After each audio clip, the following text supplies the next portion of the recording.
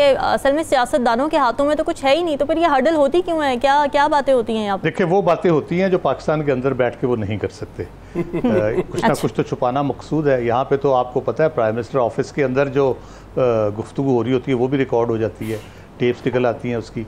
और इस तरह से दो पहलू हैं इसके। एक तो यकीनन यही पहलू है कि वो रिकॉर्डिंग से बचना चाहते हैं कि बाद में हमारे खिलाफ वो बातें इस्तेमाल ना हो जो हम गुफ्तगू करते हैं आपस में।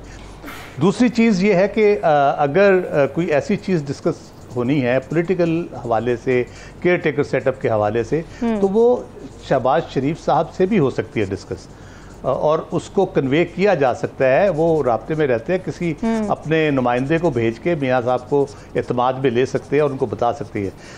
लग ये रहा है कि मियाँ शहबाज शरीफ साहब को भी शायद कुछ बातें बताना मकसूद नहीं है उसमें से, कि उनके दरमियान क्या गुफ्तगू हो रही है और क्या सेटलमेंट हो रही है। कौन सी बात है? अल्टीमेट उनको कन्वे किया जाएगा। और इसकी मैं मिसाल आपको ये अनप्रेसिडेंटेड नहीं, मैं आपको मिसाल दे देता हूँ। जब जनरल बाजवा की एक्सटेंशन की बात चल रही थी तो उस वक्त भी लंदन में ही मुलाकातें हो रही थी, और लंदन प्लान उसको कहा जाता था कि एक लंदन प्लान के तहत ये चीज़ें हो रही है। और ये अभी जो चेंज हुई इसको भी लंदन प्लान के ज़रिए ही किया गया, और यही कहा जाता है उसके बारे में।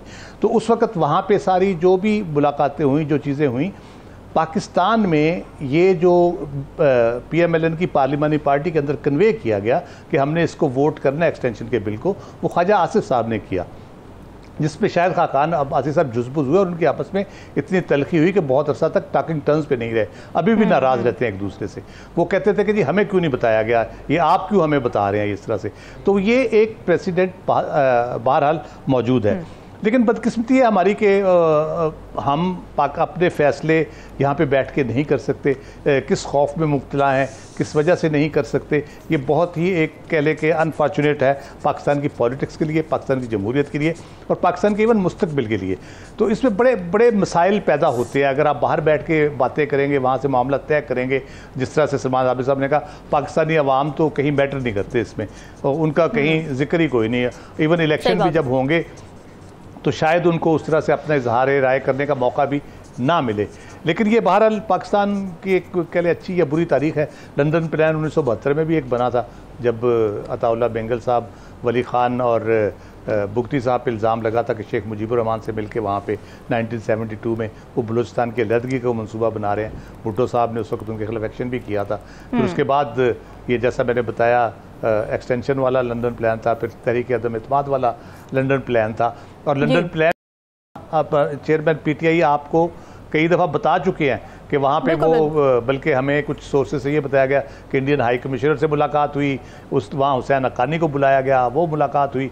तो ये इस किस्म के मंसूबे जो होते हैं, जो पाकिस्तान से खुफिया रखने होते हैं, तो वो बाहर ही बनते हैं ज़्यादातर। अल्लाह करे इसमें से कोई खैर की खबर निकले, कोई ऐसी खबर ना निकले जिसना पहले हमारे यहाँ होता है। राव खालिद साहब, आपको क्या लगता है जिन पार्टियों को 2017 की मरदमशुमारी के हिसाब से इलेक्शन कराने पर एतराज़ात हैं, अगर हुकूमत ना मानी तो फिर वो क्या लाहे अमल अपना सकते हैं? देखिए 2018 में भी इसी किस्म के इतराज़ात थे कि इस पे होने चाहिए इलेक्शन, इस पे नहीं होने चाहिए। तो ये मामला चलते रहते हैं। मरदमशुमारी हमारे यहाँ पता नहीं क्यों इतना बड़ा इशू बन जाती है, हालांकि ये पिछले कोई 100 साल से भी ज़्यादा से हो रही है। 1881 में शुरू होता है पहली दफ़ा मरदमशुमारी का प्रोसेस, हर 10 साल बाद होनी होती है।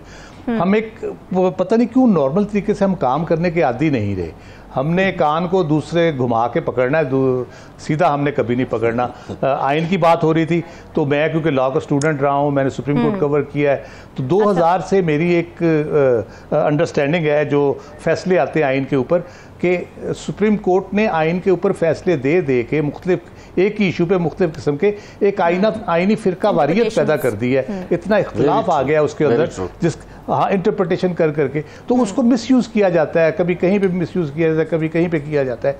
अब अगर मरदमशुमारी के ऊपर हम अगर करें, उसमें 2-3 बड़ी इंपॉर्टेंट चीज़ें हैं।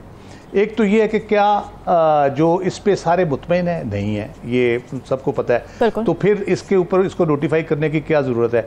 अगर आप इसको नोटिफाई करते हैं तो मुश्तरका मफादात कौंसिल के इजलास में होनी है। उसमें 2 आपके केयर टेकर चीफ मिनिस्टर्स वक्त बैठे हैं, या आगे चल के अगर रेजोल्यूशन के बाद जाके इसको रेटिफाई किया जाता है तो फिर सारे केयर टेकर जो होंगे, मुश्तरका मफादात कौंसिल एक रिप्रेजेंटेटिव बॉडी है जिसमें सूबों की और मरकज़ की नुमाइंदगी होती है, और उसमें मुख्तलिफ नुमाइंदे अपने अपने सूबों के हवाले से, चाहे चाहे शेयर लेना हो उन्होंने, चाहे उन्होंने बाकी मामलात करने हो, सीटों का मसला होता है जैसे असेंबली की, तो वो रिप्रेजेंटेटिव लोग होंगे तो फिर मुश्तरका मुफादत कौंसिल इसको रेटिफाई करेगी और उसकी बुनियाद पे आगे चीज़ें तय होंगी, तो फिर उसकी कोई क्रेडिबिलिटी होगी। ये तो sorry to cut you Rao sir, otherwise मेरे ख्याल वो हो ही नहीं सकती, कॉन्स्टिट्यूशनल नहीं हो सकती जब तक मरदमशुमारी अप्रूव CCI नहीं करती आपकी और वो नोटिफाई नहीं होती, उसकी बुनियाद पे इलेक्शन नहीं हो सकते। तो इसको केयर टेकर से करवाना ये एक बड़ा जुल्म होगा, और अगर ये करवा लेते हैं तो उससे पेंडोराज बॉक्स खुलेगा। उसके बाद आप क्या उसमें सीटों के बढ़ाने की बात की जाती है, अगर तो सीटों के बढ़ाने की बात करती जाती है, फिर जैसे हिलारी साहब कहते हैं 1.5 साल तो फिर कहीं नहीं गया, तो वो सीटें बढ़ेंगी तो पार्लियामेंट सेशन में होगी, कॉन्स्टिट्यूशन अमेंडमेंट करेगी, नई सीटों को वो गिनेगी, 342 से बढ़ाएंगी, तो वो उससे आईनी अमेंडमेंट के तहत हो सकती है। अगर ये तय करते हैं कि यही जो भी सेंसस है इसी की बुनियाद पे होगा, फिर हल्का बंदी आपको करनी पड़ेगी, उसके लिए 4 से 5 महीने दरकार है। तो क्या लोग मुतमईन होंगे उसके ऊपर? फिर हल्का बंदियों के ऊपर एतराज़ात होंगे, अभी मरदमशुमारी के ऊपर एतराज़ात हैं, तो ये बहुत एक लंबा प्रोसेस है। सिर्फ अगर तो किसी को केयर टेकर इक़्तिदार को तूल देना है, इंतखाबात पे ताख़ीर कर दी है, फिर तो ये सारा कुछ अच्छा जवाब, फिर ये अच्छा जवाब है ना। कोई अगर थोड़ी सी अगर हमारे यहाँ कोई वो जिसको कहते हैं अकल मत रह गई है बाकी, तो हमें टाइमली इलेक्शन कराने चाहिए, पॉलिटिकली स्टेबल करना चाहिए मुल्क को, ताकि बाकी मामलात भी ठीक हो सके। जी मैं तो ये कहूँगा कि हम देखें कासा गदागरी लिए दर दर फिर रहे हैं, और हमारे लक्षण देखें कि हम चाहते क्या हैं, कि खैरात मांग के तो हम हाई फाई लाइफ गुजारे अपनी। इस मुल्क में जो 2 नंबरी हो रही है, सरकारी रिहाइश गाहें हों, गाड़ियाँ हों, उनका इस्तेमाल, नाजायज़ इस्तेमाल।